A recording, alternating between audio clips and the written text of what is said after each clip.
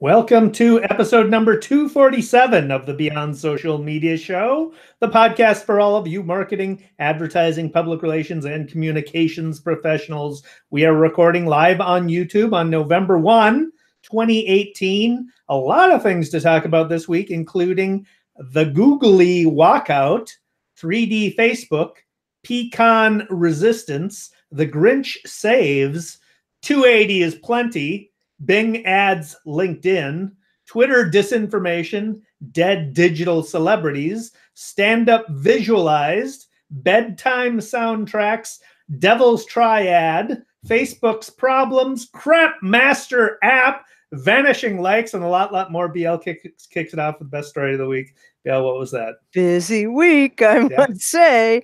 Well, I have to hand it to Googlers all over the world because they said they were going to do it, and they did it.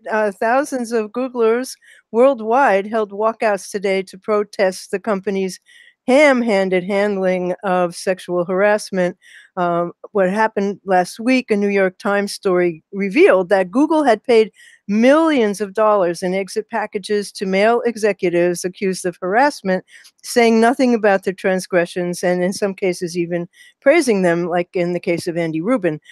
So the Times story pointed out that Google paid $90 million to Andy Rubin, who's the creator of Android software, which is used by more than 1 billion people. They praised him on his way out, but they didn't happen to mention that he'd been accused of very credible sexual misconduct. So the workers organized, and what they do at Google is they force arbitration in harassment cases and discrimination cases, and it's closed. And they want an end to that. They want a commitment to end pay and opportunity inequality, which is a big problem all over the tech world.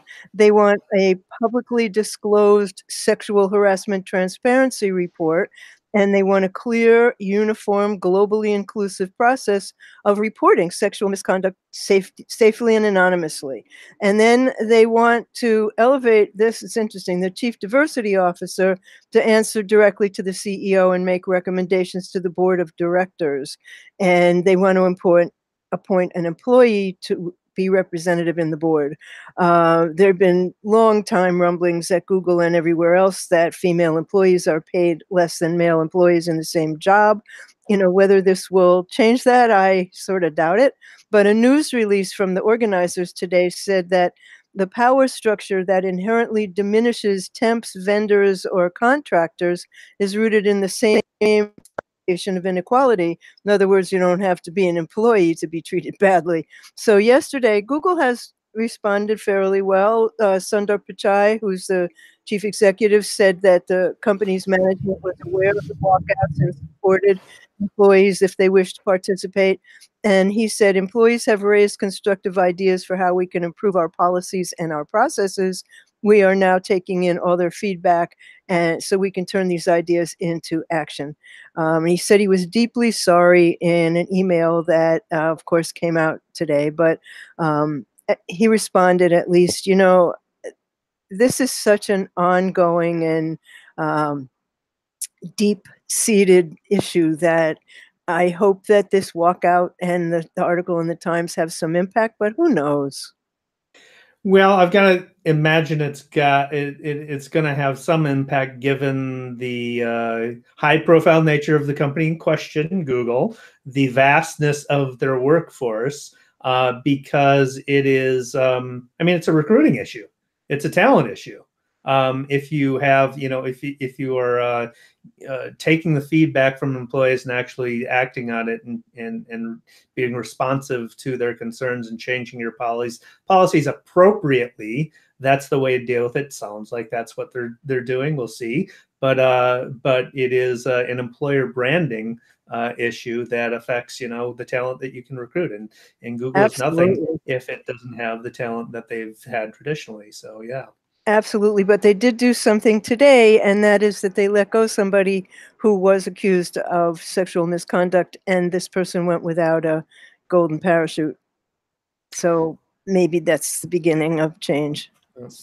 So this is a story from TechCrunch. Josh Constine, of course, is writing up a storm over there. And I want to talk about this last week, but we didn't have enough time, so talk about it this week. Facebook has been, some of you may have noticed, rolling out 3D photos in the news feed. So this is they're photos that add perceived depth to the picture of photos taken in iPhone's portrait mode shot. So the way you do it is you take a shot, a photo in your iPhone in portrait mode, tap on the 3D photos option that's new in the status update of your Facebook Composer, select the photo, the portrait mode photo, and post it. And then users on desktop and mobile feed, as well as in VR through Oculus Go and Oculus Rift, can tap, click, drag, or move your head to see the photo's depth. And it really does work. I have seen an example of it.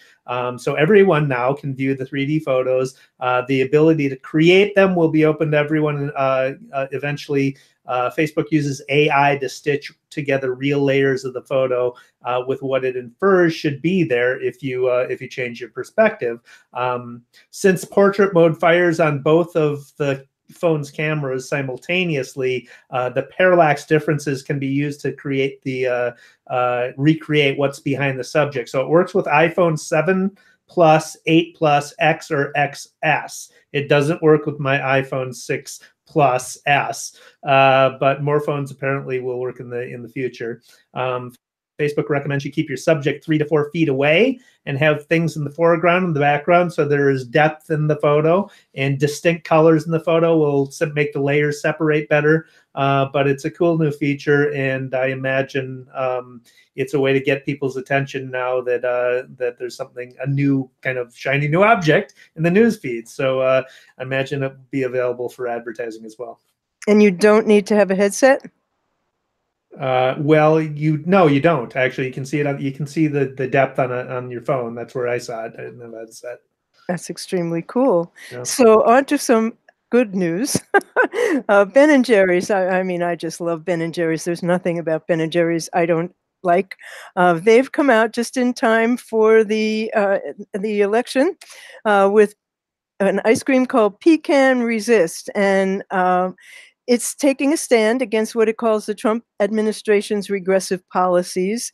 And this was an existing flavor that they're rebranding. And as part of this campaign, Ben & Jerry's is giving $25,000 each to 4 activist entities, which are Color of Change, Honor the Earth, the Women's March, and the multimedia platform Neta.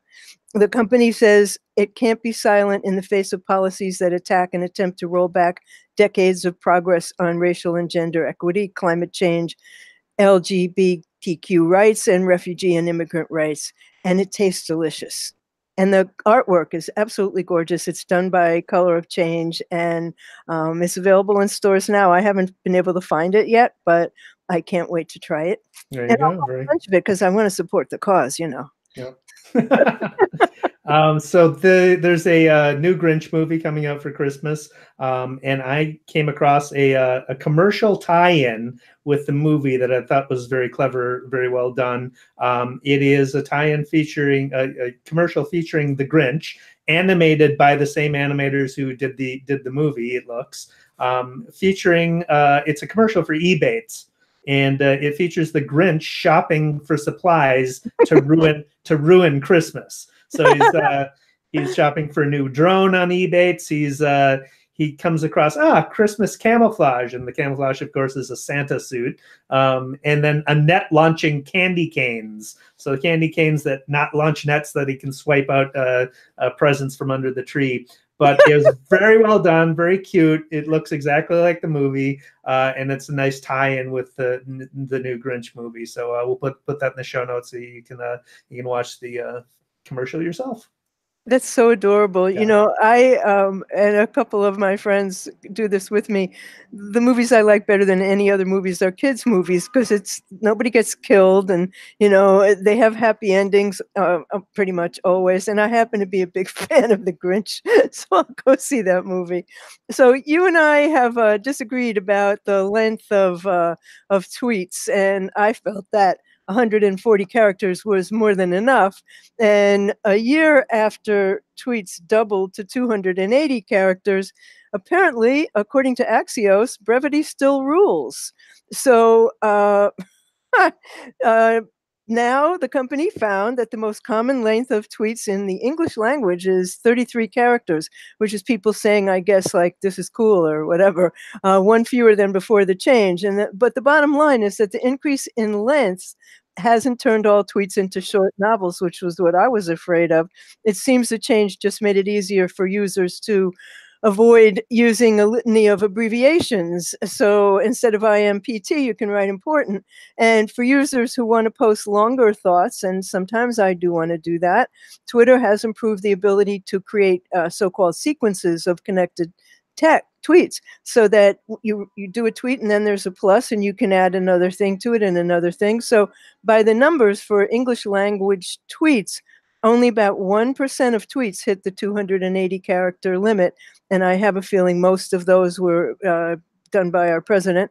12% are longer than 140 characters versus the 9% that hit the 140 character mark historically. And 5% are longer than 190 characters. But across all languages, 6% of all tweets are longer than 140 characters, and 3% are longer than 190. People have become more polite because 54% more messages say please, and 22% more say thank you since the 280 character count. 30% more tweets include a question mark, and there are more replies to tweets. But this is proof positive, Dave, that 280 characters was completely unnecessary. Well, we had our debate in episode 209. We'll link to that so people can go back for the record and see where we each stood. I remember that you were outraged that they were expanding it, doubling the size of a tweet. It was going to end civilization as we know it. The earth was going to blow up. And I said, nah, it's not. Everything will be fine. 280 is great. It's not going to increase. It's going to be fine. Well, it did for the president, you know, and if there was anything we needed less of, it was more characters from him. But, you know, I think he's probably filling out the whole percentage points. But anyway, I'm happy that most people don't use them. I use as much of it as possible. I've especially for our tweets for the show, where you can list all the things that we can, since we're so verbose, all the things that we can talk about during the show in one tweet. Thank you, 280 characters. Yes, I do that too. That's the only place I do that, though. So this is a good story by Lisa Raessler at Search Engine Journal, who talks about Bing ads. So with most clients that we do search ads for, nobody ever brings up Bing and wants to advertise on Bing. It's always Google, and there's a reason for that. Google has the preponderance of the search traffic. But here's a reason to start doing Bing ads. Bing ads is expanding their reach to include LinkedIn users and LinkedIn profile targeting. So you can using Bing ads, you can profile LinkedIn users or target LinkedIn users via text ads, via shopping campaigns, and search ads. The profiling categories that you can target are industries, 145 industries, 80,000 companies, 26 job functions. And LinkedIn targeting can be applied to the campaign level or the ad group level in Bing ads. It likely offers lower cost per click than native LinkedIn ads. LinkedIn ads are fairly expensive comparatively. So you're probably going to get lower CPC if you go through Bing ads to target LinkedIn users. Plus, and this is more importantly, you are now able to target LinkedIn users via Bing search. So LinkedIn users who are also searching, you can target them through search. And for large corporations, often Microsoft is the default browser. They're using Microsoft software, and Bing is often the default search engine too. So it makes a lot of sense. So that's something I'm going to start playing around with too. The Microsoft default is not Explorer? Yeah. Oh, yeah. I didn't know that. See, I'm not a Microsoft person. So Twitter did something good this week. They outed accounts that are trying to disrupt the election. And this is from a Washington Post editorial board report. Twitter released all the accounts and the related content that it identified as part of Russian and Iranian information operations on its service in the past 2 years. This data dump includes about, incredible, 10 million tweets and 2 million other pieces of content, all of which are now available for independent research and investigation. It's an unprecedented salvo in the fight against election interference. And I have another story about how Twitter's doing that. And hopefully other companies are going to take similar steps. And Twitter's disclosure confirms much of what we already knew about efforts to influence the elections and adds some extra details. Russian trolls, who were far more effective than their Iranian counterparts, began their activity online by manipulating citizens of their own country over the invasion of Ukraine and anti-corruption before moving to U.S. targets. Iranian accounts directed users to pro-Iranian regime websites, but raising this curtain on disinformation is significant, and hopefully others will start to do it. Very good. This is no transition here. We have talked in the past about Star Wars having digitally recreated actors in it, like Carrie Fisher, after she had passed, was included in Star Wars movie. Well, this is another take on that. MIT Technology Review reporter Aaron Winnick writes about how some actors and movie studios are using scanning technology to preserve 3D digital replicas of their performers. Last Jedi visual arts supervisor Ben Morris, or lead, sorry, Jedi visual supervisor Ben Morris told Inverse that the Star Wars franchise is now scanning all its leads just in case. Quote, "We will always digitally scan all the lead actors in the film. We don't know if we're going to need them. So just in case they need them in the future." I mean, Disney has the Star Wars franchise now. They're doing all kinds of different shoot-offs of the story. So you never know when you're going to need another actor, for another story. Especially if they're dead. Especially if they're dead. Visual effects company Digital Domain is a company that's doing this scanning. They've taken on individual celebrities as their clients. They offer a suite of services that includes a range of different scans to capture the celebrities in every conceivable angle, which makes it simpler to recreate them, of course. They use hundreds of custom LED lights arranged in a sphere that can capture what the person's face looks like lit from every angle. The light can also emit different colors. So it emulates a variety of outdoor conditions and allows more detailed and accurately colored, shaded, and reflective skin. The technology can also capture how an actor's wrinkles change with different expressions and how the performer walks and moves. So getting scanned at a young age obviously allows you, the actor, to continue to play younger parts, which is the bane, has been the bane of every Hollywood actress who doesn't get chosen for parts once they get beyond 25 years old or whatever their age is. You could also potentially bring in money for your family. Your estate could own the digital replicas of you and license your image in perpetuity after your death. So interesting development there, but basically digitize thyself, actors. Well, this is sort of the opposite of cryogenesis, you know, where you have yourself frozen to wake up later. Here, you don't have to bother. So I'm done with good news and on to bad news. And I've got a couple more good ones. No. I got a couple of more good ones. So this is a short one. This is some from a source called Pudding, which I'd never. I just came across today. The reporters are Russell Goldenberg and Matt Daniels, and they've created a visual interactive essay that deconstructs Ali Wong's stand-up routine. It illustrates how the comedy in her hour-long stand-up routine works by breaking it down digitally and showing it to you visually where the laughs occur along, but it also contrasts one-liner comedians with Wong, who tells a series of stories that all tie into a larger theme and demonstrates how the huge laugh at the end occurs because it's tying together all the different things that she was talking about throughout her stand-up routine. So we'll put a link to that in the show notes so people can see it. It's I don't do it as much justice, but it is a cool thing. Google has, this is an Adweek article by Patrick Culp.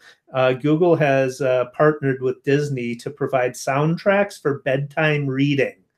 So Google is teaming with Disney and Penguin Random House Little Golden Books to create basically soundtracks for children's books.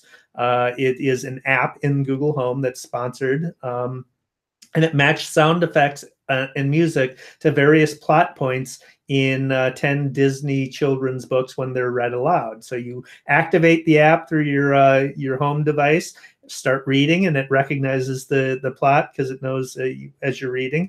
The collection includes a mix of Disney classics and contemporary hits, including Three Little Pigs, Alice in Wonderland, Coco, Mickey Mouse and his Spaceship, Toy Story 3, Peter Pan. So an example is a guitar strum sounds off on a given cue in the picture book for Disney's Pixar Coco. When the reader pauses, the app plays background music, and it also recognizes if the storyteller skips around in the book. So if you skip ahead to a certain point in the book, it adjusts accordingly. The partnership also spans retail marketing placement, so it will group Google Home devices with select titles in Walmart, Target, and Barnes and Noble bookstores. And finally, my best one, BL, is do you know about the Devils Triad? No. Okay, so the Devil's Triad is a musical thing. It's called the Devil's Triad or the Devil's Interval, and it is a sound, the interval between the notes B and F. And I'm going to actually play it for you here. Very Get my guitar here. So this is a B. This is an F. When you hear that, bam, bam, that's the Devil's Triad. Or what? This is F and B. Okay, so that is kind of evokes foreboding, evil. It's used a lot. So in heavy metal, for example, Quartz Obsession delve deeply into the topic. They've got they trace the history from the Middle Ages to its current uses as kind of verboten during the Middle Ages to use it in music for religious purposes, but it's fairly common now. And given that Halloween was just passed, I thought I'd bring it up. But there's examples of the Devil's Triad being used in the opening credits of The Shining, for example. And Black Sabbath's Black Sabbath song Black Sabbath. So we'll put the links to those those songs in the show notes too, so you can hear it. But it's well worth the read. Quartz Obsessions are always very interesting, and this is worth it. So I'll put a link to that too. So you mentioned to the worst stuff. I have one quick good one. Reese's candy did something so cool in New York. I don't know if they did it anywhere else, but they put a machine on Fifth Avenue, and you could take your unwanted Halloween candy, like the candy corn and those other crappy, the singly wrapped root beer hard candies that people give you, and you put them in the machine, and what comes out? Reese's peanut butter cups. That's brilliant. Absolutely brilliant. I mean, the idea of that is so brilliant. Yeah, but anyway, that brings me to bad news. And Facebook just can't solve its problems. And the two stories here on this: Vice News and ProPublica. And the writers are William Turton at Vice News and Jeremy B. Merrill at ProPublica. And this week, a Vice News investigation found that the paid for by feature in Facebook is really easily manipulated, and it appears to let anybody lie about who's paying for a political ad or to pose as someone paying for the ad. So among the fake political groups that they proved were paying for the ads were Cookies for Political Transparency and Ninja Turtles PAC. Now, one of Facebook's major efforts to add transparency to political advertisements is this required paid for by disclosure at the top of the ad that supposedly says who's paying for political ads that show up in their news feeds, but it's not working. So to test it, Vice applied to buy fake ads on behalf of all 100 sitting U.S. senators, including ads paid for by Mitch McConnell and Chuck Schumer. Facebook approvals were bipartisan. All 100 sailed right through the system, indicating that just about anybody can buy an ad identified as paid for by any major U.S. politician. So what's more, these approvals were granted to be shared from pages for fake political groups like Ninja Turtles PAC.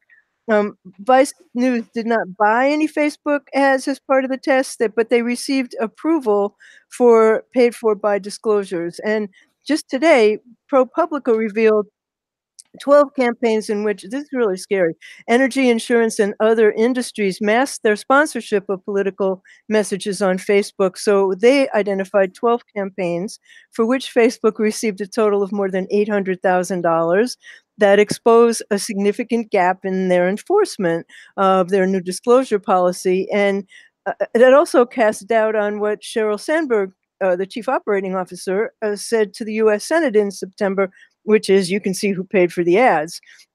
Here's where Twitter is doing better.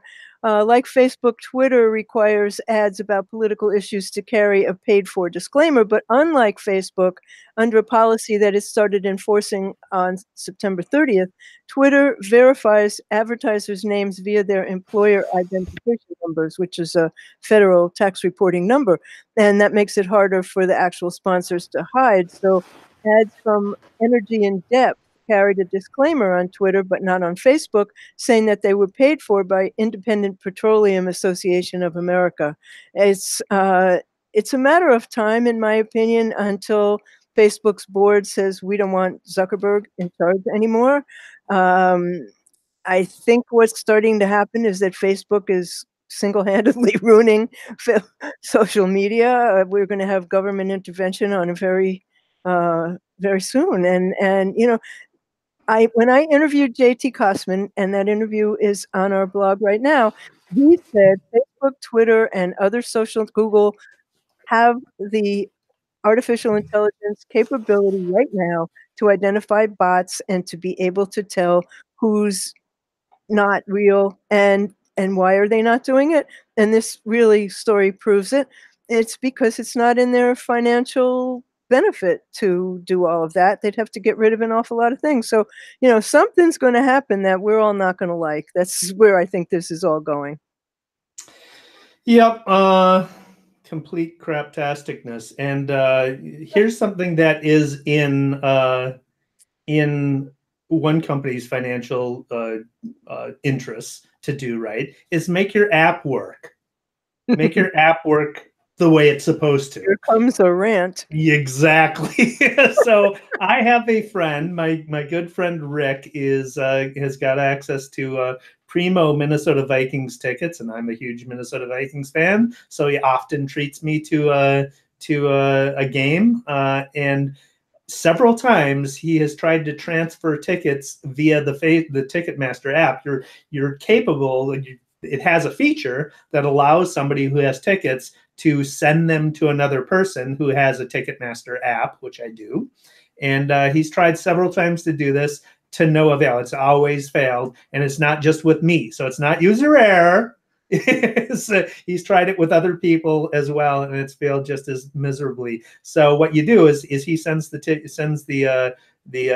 to me, and I get an email that I have to accept, which I clicked on, and then it asked for the credentials for my Ticketmaster account, which I gave it, and it never recognized. I always said there were the wrong credentials. There's something wrong with it.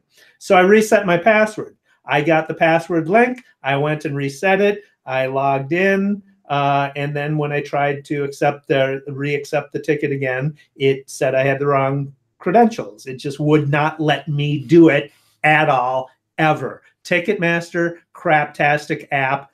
Don't use it. Horrible. Very nice rant, Dave. Very controlled. I like that. So there was a big brouhaha this week about Twitter removing the likes, the little hearts where you can say you like something. And this is from Shannon Liao in The Verge. On Monday, The Telegraph reported that Twitter's getting rid of the like button, and then that news went viral. And the source was an event last week where Twitter CEO Jack Dorsey reportedly said he wasn't a fan of the heart-shaped button and would be getting rid of it soon. The Telegraph piece traveled kind of like telephone when you were in kindergarten, and that quote was taken as an immediate threat that the like button's days were numbered. Twitter Comms, which is their communications department, responded without clarifying. They said, as we've been saying for a while, we're rethinking everything about the service to ensure we're incentivizing healthy conversation that includes the like button. We're in the early stages of the work and have no plans to share right now. Okay, then on Tuesday, Brandon Borman, Twitter's communications VP, tweeted, short story on like, we've been open that we're considering it. Jack even mentioned it in front of the US Congress. There's no timeline. It's not happening soon. So back in August, Jack Dorsey said the most important thing we can do is look at incentives that we're building into our product. I don't think they're correct anymore. Months later, nothing actually changed. They didn't, every once in a while we hear something's going to happen, but it doesn't. So psychology studies have noted that the like button can become addictive and that it also can be used to help spread fake news.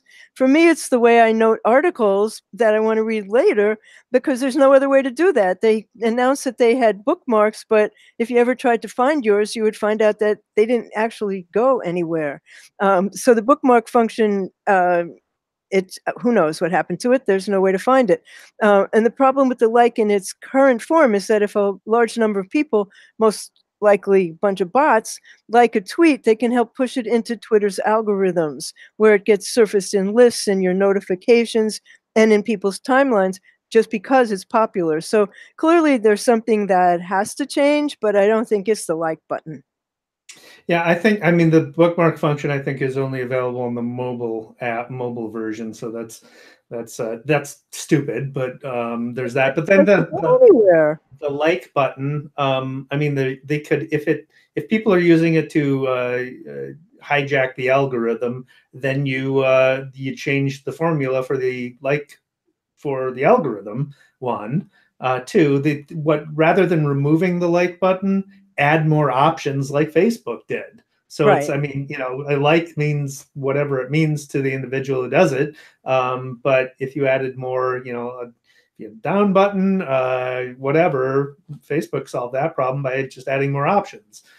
So yeah, anyway. Well, the other thing people were talking about this week was, well, let's get rid of retweets because retweets spread news that's fake. And, people got all crazy and nothing's going to happen. Very little happens anyway. So, don't get all excited.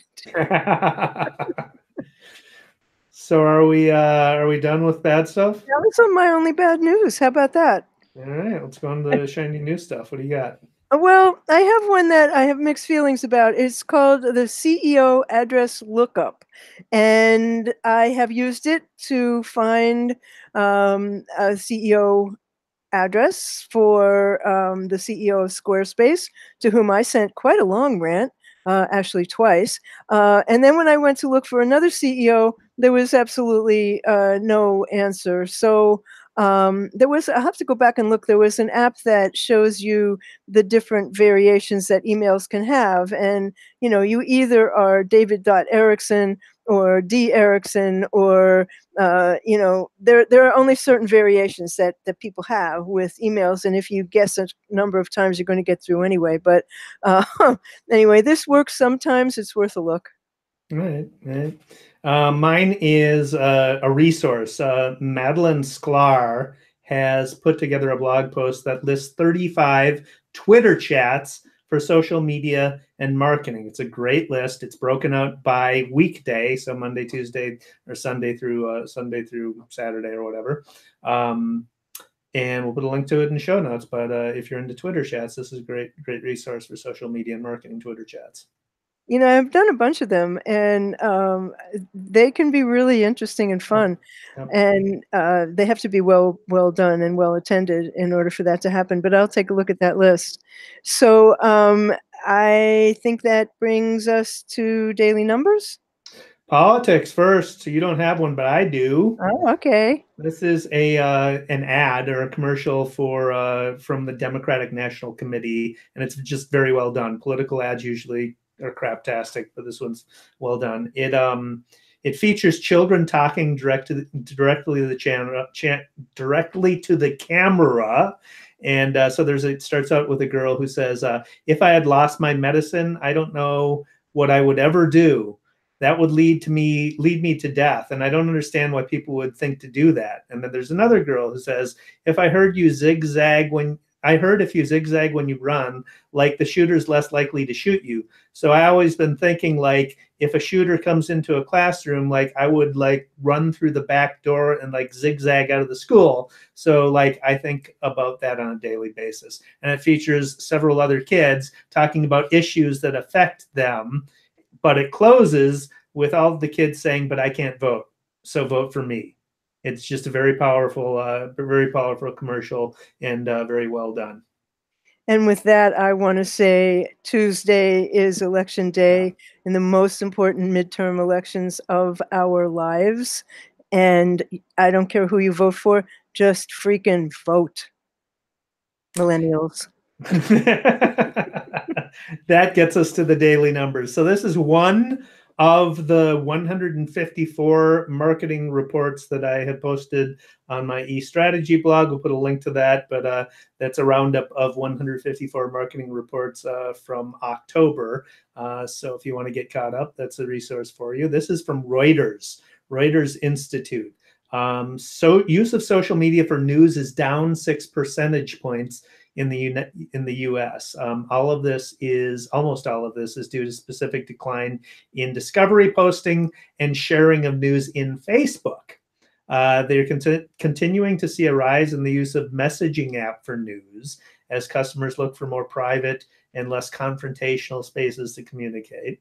Across all countries, the average level of trust in news in general remains relatively stable at 44%. 51% agree that they trust the news media they themselves use most of the time. By contrast, 34% of respondents say they trust news they find via search, and only 23% say they trust the news they find in social media. So all of the scandals, all of the fake news, all of the Russian interference on social media, on Facebook and Twitter, has basically degraded those channels as a trustworthy source of news, and that's a good thing if people aren't having as much trust in those channels because they don't deserve them anymore.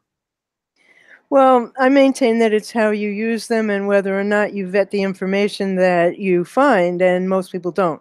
But I still find Twitter to be quite a source of breaking news, but I never retweet something just because it was on Twitter. I first go and see if I can find a couple of viable sources for it. And, if people did that, we wouldn't have all these problems. Well, yeah, I mean, knowing who your sources are is an important thing, but I maintain for political information, you should ignore social media entirely and just go directly to mainstream media sources. There's another aspect in this report. There's another finding that people who rely predominantly on print are the most informed and the most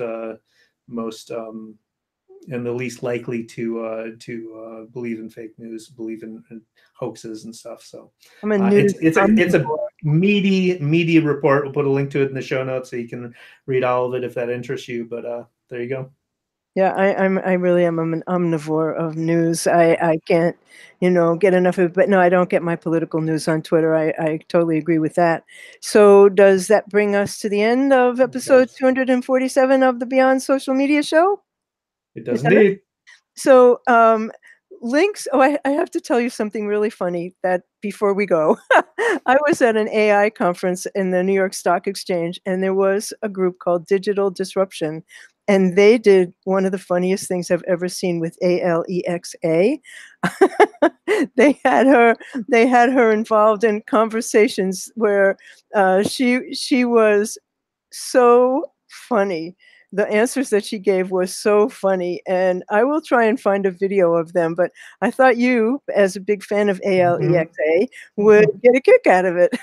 I'd love to see the video, yeah.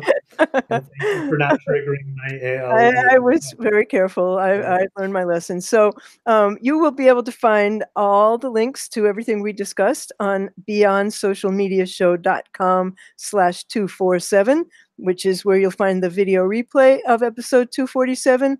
And David Erickson, my extremely charming co-host, is on Twitter as @DErickson. He's on Instagram as DE Erickson. He blogs at estrategyblog.com. By now you're getting the idea there's a lot of E's involved with David. I'm BL Ochman, and I am on Twitter as What's Next. I blog at whatsnextblog.com. I'm on YouTube as What's Next Blog. And the show, beyondsocialmediashow.com, is on YouTube and Twitter, where we're BS Media Show, and we're on iTunes, where we hope you'll subscribe, Stitcher, iHeartRadio, and ALEXA. You can tell her to play us too. So we'll be back same time next week or something like that. We'll let you know, and we thank you for watching tonight. Thanks for watching.